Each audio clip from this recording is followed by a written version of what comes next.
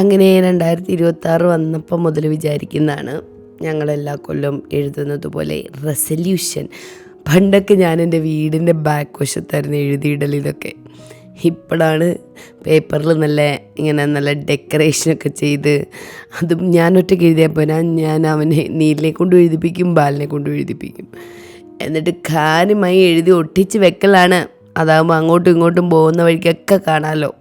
ഒന്ന് നന്നാവുമെങ്കിൽ നന്നാവട്ടെ എന്ന് വിചാരിച്ച് എഴുതുകയാണ്.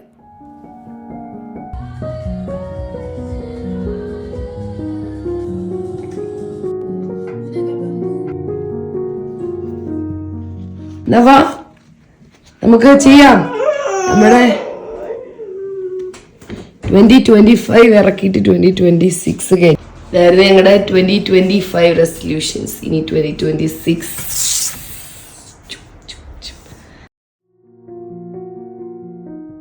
മുമ്പോട്ടിച്ച പോലെ അതിൻ്റെ മുകളിലൊട്ടിക്കണം.